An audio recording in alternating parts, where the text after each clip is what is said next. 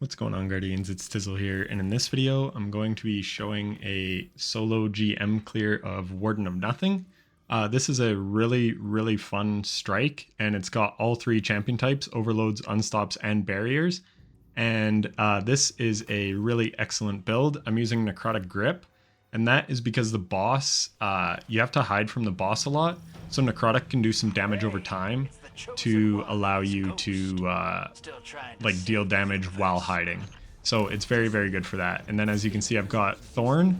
That's for spreading poison when I get kills, which is just really nice for ad clear with Necrotic Grips. And then I've got Indebted Kindness with Volt Shot and Unstoppable. Also, I've got Overload Hand Cannon, obviously. And then I've got Unstoppable Sidearm. And then I've got Facet of Dawn, so my melees can make me Radiant. And I use the Grenade Launcher to get Radiant. So yeah, that's pretty much the build. I've got Bleak Watchers on, as you can see. They're really nice for the boss room because you'll see where I hide in the boss room, and it's really good for like killing enemies while you're hidden. So we've got lots of damage over time things going on with this build, and like I said, it works really well. So here I proc Volt Shot so I can jolt the Minotaur. We proc Radiant and we apply Unravel. Don't sleep on the Unravel damage as well. That's very nice. And then with Necrotic, like I said, there's just so much damage over time going on with this build. It's actually a really awesome build, and I'm glad I got the solo with it. I almost got the solo with it first try with Nova Bomb, and then I made an adjustment on my super and I went with Song of Flame, and you'll see why at the end. There's these two yellow bar guys that spawn in, and I kind of kept dying to them. So Song of Flame just helps keep me alive at the very end, because that is the hardest part. On all my attempts, I don't know, I had like around 10 or so, just kept dying on the boss room, because sometimes the boss would push me in my hiding place, so I'd be forced to pop Song of Flame, and then I didn't have it for the end. So this was the first run where I didn't have that happen, and then I beat it. So yeah. As you can see, the build is really good just for like getting through the strike. I think I was around 26 minutes, and that's with kind of a longish boss room, so that's not bad at all for a solo. If you're with a team, you can probably just melt the boss, which is definitely the way to do it because that boss room does get hectic. But yeah, as you can see, I'm just using everything in my arsenal to take out this Hydra. So again, it's unraveled. And then I'm just shooting it with Bleak Watchers and Unravel and my sidearm, and we take it out very quickly. Here I proc Bait and Switch for my Edge Transit, and you can see it absolutely cooks. And then I'm just gonna, rather than finish them, I was trying to get a kill just in hopes that I would get a heavy drop. Not that they can't drop when you get a finisher kill, but yeah, I was just doing that. It's sad that this was the run that I beat it on, because I don't really use my my Transcendence as much as I should have been. And also you'll see I screw up in the room before boss, and I'll point that out. But yeah, so here we put a couple shots in, and then we shoot our Unravel, and then we get Radiant. So that's really important. Radiant doesn't override our hand cannon or our unstoppable sidearm, so we have to break the shields with our GL. And yeah, that's what I kind of screw up in the room before boss, as you'll see.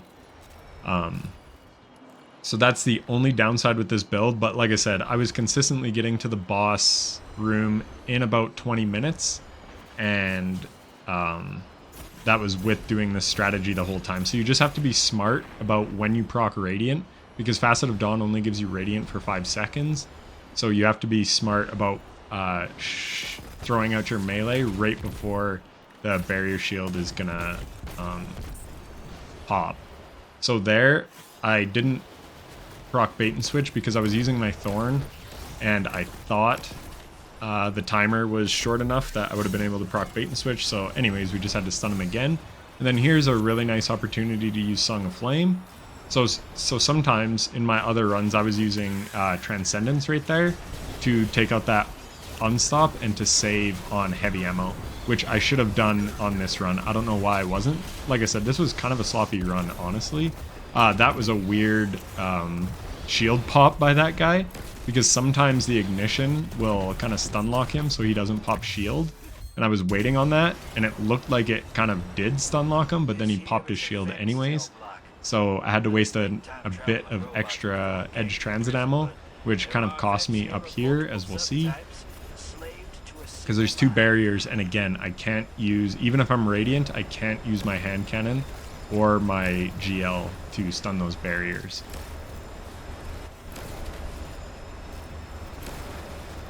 But now we're just taking things out. So the ads will spawn in if you go up to like the stairs.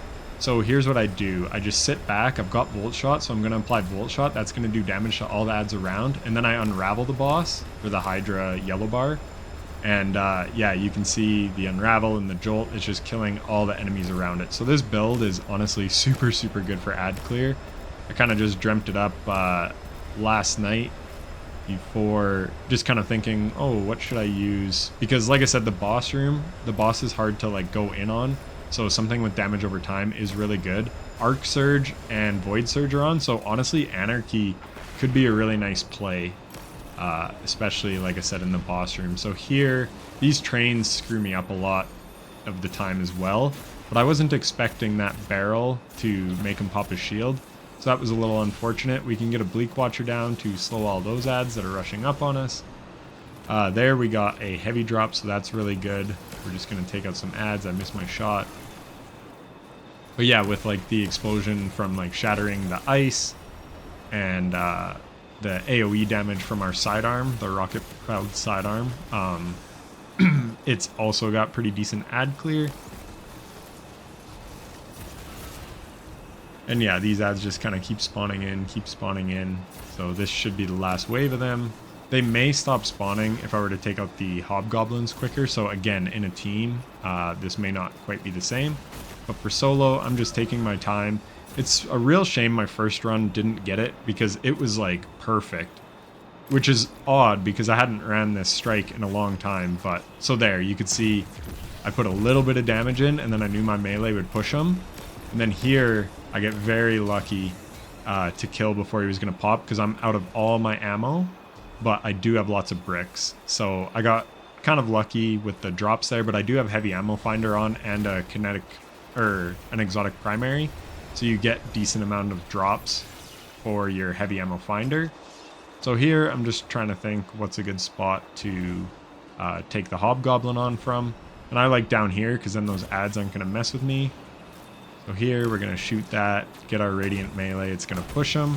So that just comes with knowledge of knowing when a barrier is about to pop, just on their health bar.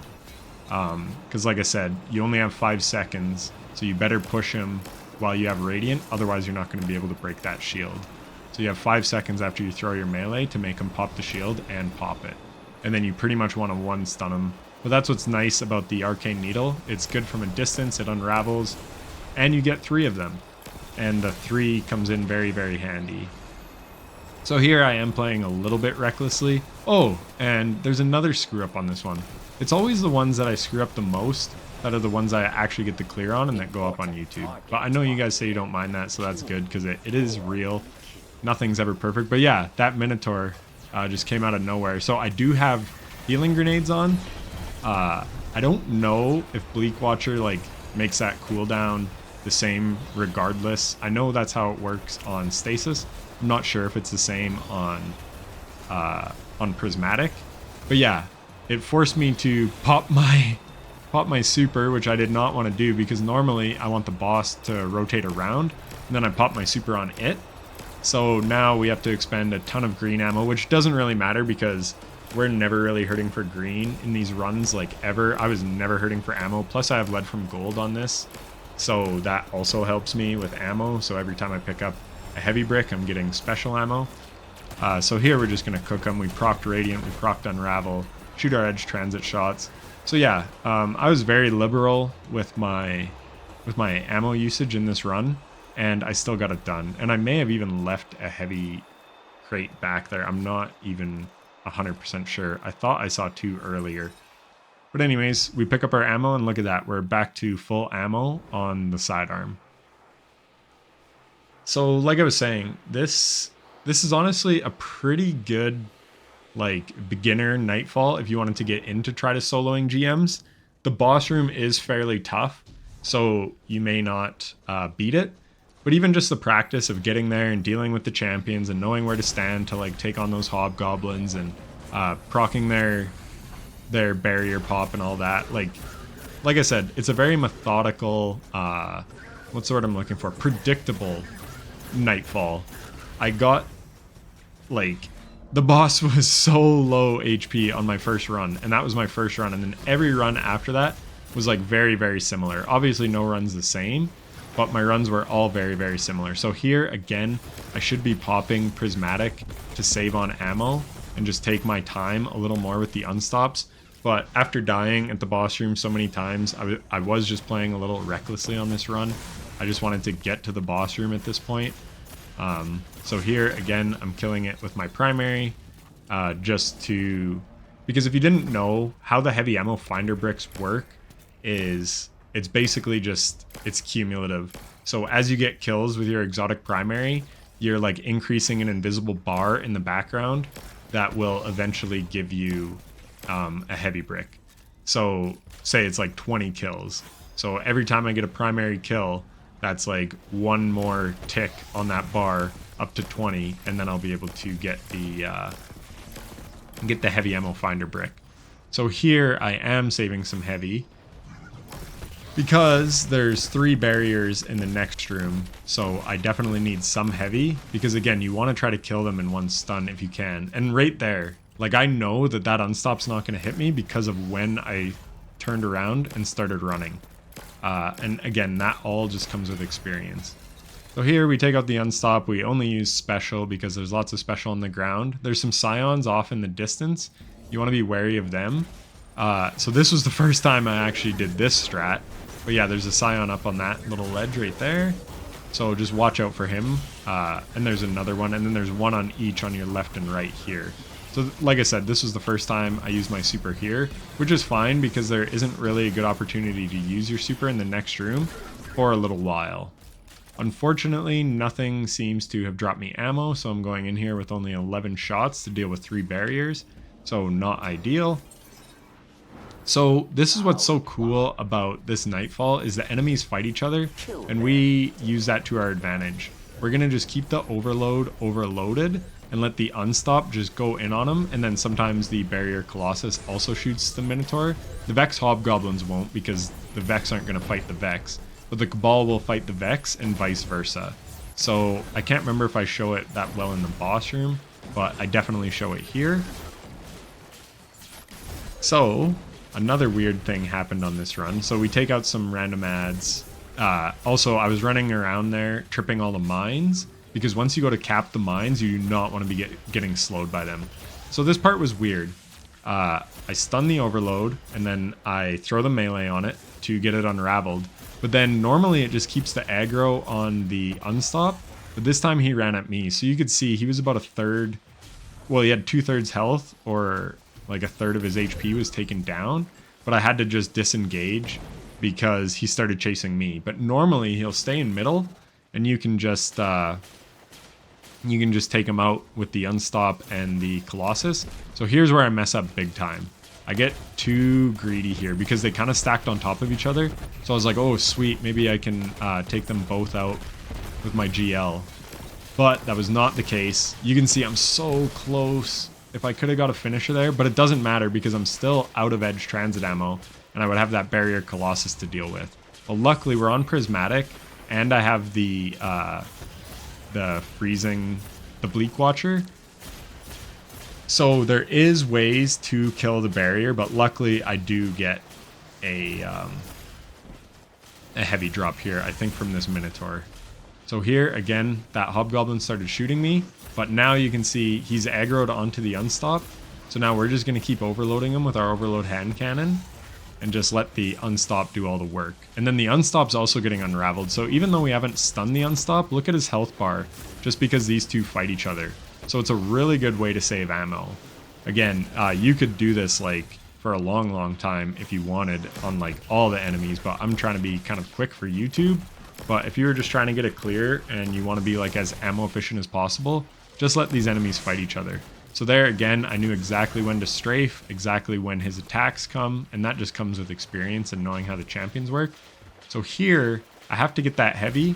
So I'm going to pop my super because those barrier Colossus can melt you in a freaking hurry. So there, it did that really weird shield pop again. I hate some of the interactions that like ignitions have with the champions in this game. It makes it unpredictable, which makes it hard to deal with. So here, I'm just going to save as much ammo as I can. And now I have 5 shots and there's another brick. But even if I had only had 5 shots, I could just chip him down. I've got 3 melees, so I'd be able to proc Radiant every time right before he pops his shield. And it would have been fine. But I just decided to melt him because I got that other heavy drop. But we do have another barrier coming up here. So here's how you want to play this part. This, if you're inexperienced in the Nightfall, this could be like the toughest time. So what I do is I throw a Bleak Watcher here at this door. And you always start with these 3 goblins because they'll like rotate around, and when 3 are shooting at you, like they do have potential to hurt you and kill you. So I take them out. Now we're freezing these guys. We do a bunch of damage. I see he was already low from like the shatter damage. So I quickly throw out my melee so that I can get Radiant before he pops. And then we just take everything out. Now normally there's an unstop in this lane, but for some reason he went down, which actually really sucks. Because we're trying to take out as many things as possible. You can see A has 30 seconds on it right now. So you're trying to take out like as many adds as you can before you have to cap A. And again, I'm low on ammo here, so I'm trying to conserve some. So that's why I'm just using, and then I decide to use a bit because I want this unstop down before I have to cap A. And you can see I get there with about 5 seconds left, which is perfect. Basically, I got as many adds down as I could. If that guy's in the lane, then it's better, and you can take him out a little quicker and save some time. And then we just take out adds while we're capping this. Again, I should have been using Prismatic more on this run. I do not know what I was thinking, why I was conserving it so much. Like, you get it like crazy with this build. Because the Necrotic Poison, I'm pretty sure, is Darkness. And then we've got a Kinetic, so that's giving us both. And then we do lots of damage with our Special and Heavy. So in other runs, I was getting Prismatic like crazy. I don't know why I wasn't popping it much this run. So here, you always want to go for B, because that's an easy one. You can see not much going on there. So then I throw a Bleak Watcher over to C, and then we're going to pop our Super. And then the Super does give us our melees back. That's why I whipped out a bunch of melees. Even though it didn't really matter because it didn't kill any. And you can see Song of Flame also procs Devour for us, so that's really nice. So we're going to take out this Minotaur, and then we're going to cap this. A lot of time the Overload Minotaur stays over on that far side. You don't have to kill this Minotaur, or even damage it for that matter. But yeah. So now the adds will despawn. You can leave or miss one champion and still get Platinum. As you'll see, this is a Platinum run, even though I didn't kill that Overload. So just try to avoid that Overload if you can, especially when you're solo. So here, we throw another Bleak Watcher out, and I'm getting primary kills to try to get some heavy, because as you can see, we only have 2 shots. And then, yeah, we're going to use Prismatic. So we got that Bleak Watcher down. Now we're going in. Again, we've got Necrotic Grip on, so that's going to be doing damage over time on that big guy, which is really nice. And our melee cooldown is really fast. Then we just keep chucking our Prismatic Grenade. I should have thrown one there. I don't know why I was waiting so long. But you do want to rotate back. So one time this boss did push up on me right to the edge. So this time I made sure to rotate before he like pushed and grabbed the Scorch Cannon. Because we're going to use that again to conserve ammo. I don't know if you have to juggle it, but I was juggling it because you do have to in the Grasp of Avarice dungeon. So I was just being safe here by juggling it. And then pretty much all the enemies are down. So now, if you don't know how these Scorch Cannons work, which I'm sure you do, but here I proc a Necrotic Grip melee, and then Radiant. I don't know if Radiant works on these, but it doesn't really matter because we only have it for 5 seconds. So you shoot, and then you hold till it makes like the little noises. So that one. That's the one where it's fully charged. And then let go. So yeah, it's really easy. I'm just using my melees because we don't really need them at the next part that much. We need 1. So yeah, any damage over time is really nice. So we did get 1 heavy ammo finder brick, so not terrible. So we're going in with 5. The run before this, I was going in with like full heavy, and I just got super unlucky again in the boss room. I was in cover and getting hit from I don't even know what. I still don't know what killed me, but yeah, that's how it goes sometimes. You'll see this cover spot. It's not perfect, but it's how I've soloed this GM in 2 different seasons in the past. And oh, my cat came to visit me. Hello. Sorry. So yeah, 20 minutes at the treasure chest. That's pretty much where I was every time, even on those runs where I was using Prismatic more often and saving heavy. Like I said, it's a very predictable Nightfall once you've done it once. To just repeat everything. You can kind of take things on from afar, and that mine strategy is like foolproof. I never died to the mines, not even once. So when we come down here, again, we're going to do the enemy aggro thing. So we can see the Overload's actually looking at the Colossus, which most times he's fighting with the Unstop. So this is dangerous when he's fighting the Colossus because sometimes you won't be able to see it past that beam, and you have to keep stunning it. But luckily, the Colossus moved back far enough that it kept us in line of sight. And like I said, I threw 1 Unravel melee just so that we can get that extra damage. Unfortunately, it does unravel the Colossus. See, we don't want him shielding. We want him like doing damage on the Minotaur. But yeah, this allows us to just take it out with the primary. We get a bunch of... so I think... yeah. So the Colossus almost took me out there. So you have to be wary of that also. Luckily, I knew like where a safe place was. But now he's behind that pillar. Now we can do damage to the Unstop safely. And this Colossus puts in tons of damage on the other Hobgoblin, so we want to keep the Colossus up until last. So here we take out the Unstop, and now we have our Super and Transcendence. We're going to go over here, nice and safe, hiding from that Colossus. He's unraveled, and look, he just came out of his shield, so I wasn't quite ready there.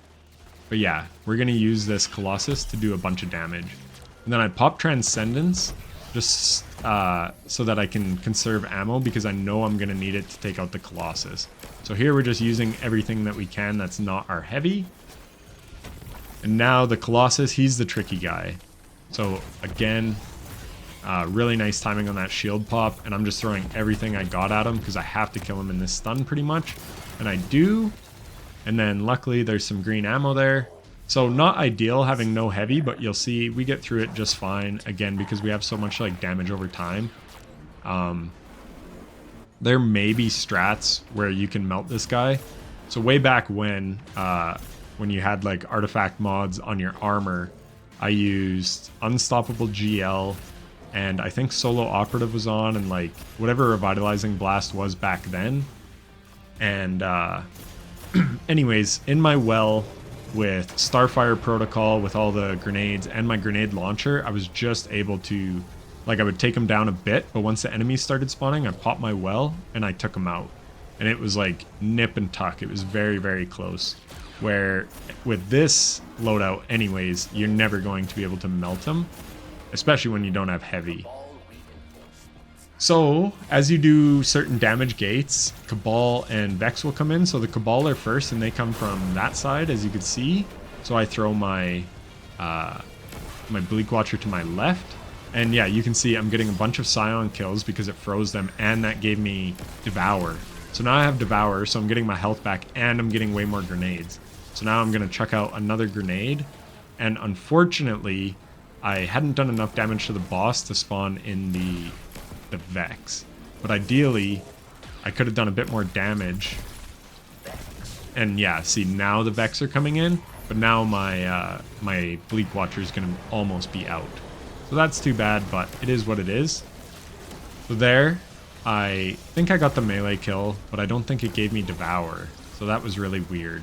Because what you want to do, that's why I threw that melee at that Hobgoblin that I saw, because I want Devour, because this part can get a little hairy if they're like pushing you.